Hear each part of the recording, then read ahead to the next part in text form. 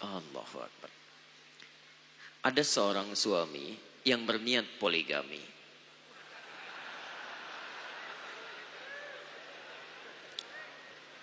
Tadi masih belum dapat jodoh, begitu dapat poligami, luar biasa. Namun istrinya tidak mengizinkan suaminya nikah lagi. Bahkan jika suaminya nekat menikah lagi, maka istrinya minta cerai. Mohon sarannya Ustaz. Taib. Teman-teman sekalian, pertanyaan pertama, kalau ingin mengamalkan segala hal, coba antum jangan langsung ambil hukumnya, tapi turunkan dulu turunan-turunannya. Itu poinnya. Apa di antara turunan poligami? Misal kita ambil Quran surah keempat, dari ayat yang ketiga, teruskan sampai ayat keenamnya.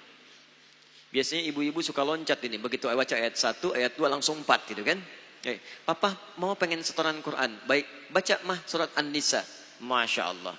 Ya ayyuhan nasu taqu rabbakumul ladzi khalaqakum min nafsin wahidah wa khalaqa minha zawjaha wa batha minhuma rijalan katsiran wa nisaa wattaqullaha alladzi tasaaluna bihi wal arham innallaha kana 'alaikum raqiba. Ayat kedua lancar, langsung ayat keempat, wa atun nisaa sadaqatihinna nihlah. Kok ayat 3 enggak dibaca mah? Buat papa. Masya Allah.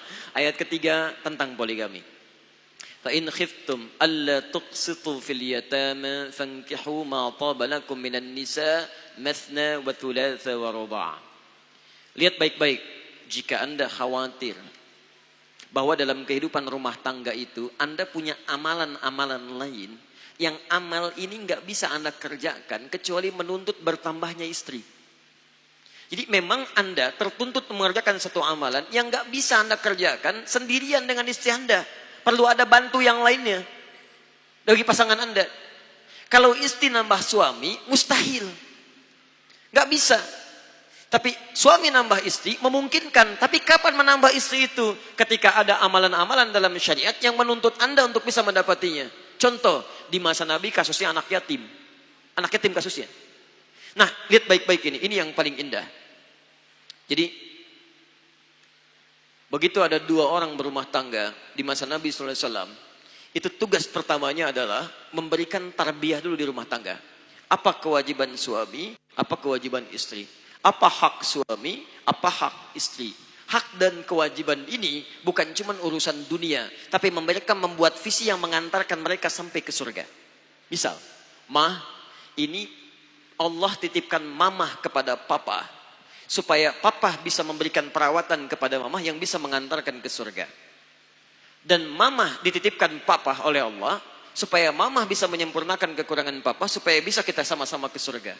Lalu buat visi amalannya, apa kelebihan mama, apa kekurangan papa. Apa kelebihan papa, apa kekurangan mama. Kemudian mereka keduanya beramal. Setelah itu lihat baik-baik. Setelah keduanya paham tentang visi kehidupan, bahwa ini cuman titipan, maka dua-duanya ini akan berusaha. Bagaimana dengan titipan itu? Keduanya kompak mencari bekal ke surga. Di istri Anda itu titipan dari Allah supaya menyempurnakan agama Anda yang bisa mempercepat Anda ke surga.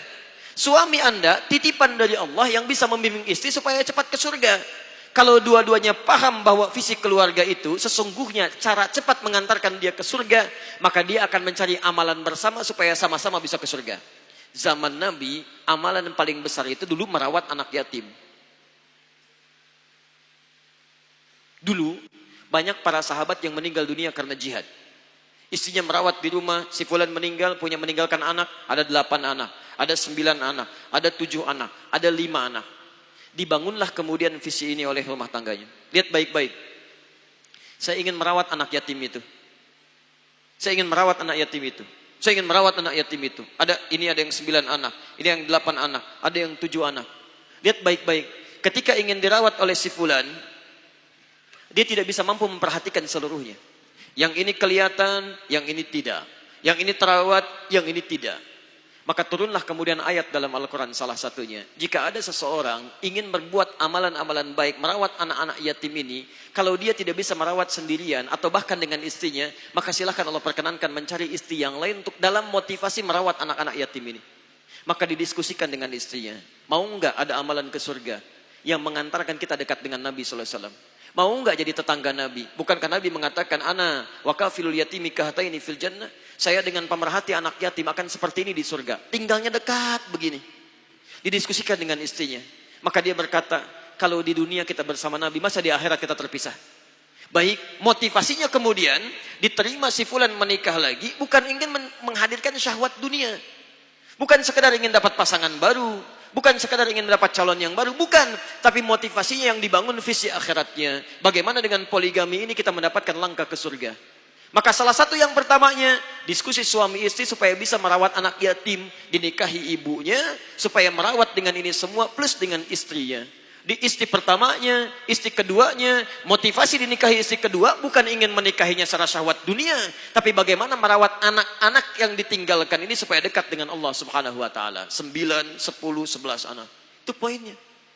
Wajar kalau orang dulu itu kadang-kadang ketika menikah dia nggak pilih-pilih. Mau cantik, mau setengah cantik, mau kelihatan kurang cantik, karena motivasinya bukan karena cantiknya. Motivasinya adalah ada anak yang harus dirawat. Coba cek lagi. Barangkali saya mungkin punya kesimpulan kalau teman-teman yang ingin poligami ini kemudian dapat penolakan dari istrinya karena membangun visi akhirat dan tarbiyahnya belum maksimal. Coba dicek dulu teman-teman sekalian.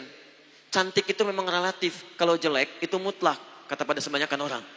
Tapi poinnya bukan terletak pada cantik dan jeleknya. Poinnya adalah antum itu menerapkan syariah cuman ingin pengen nikahnya saja atau ingin membangun nilai ketaatan kepada Allah. Kalau itu dibangun dengan ketaatan kepada Allah, demi Allah saya katakan, Allah akan berikan jalan bagi Anda. Allah akan berikan jalan bagi Anda. Ya, jelas ya? Itu cuma contoh, turunan lainnya banyak. Ya.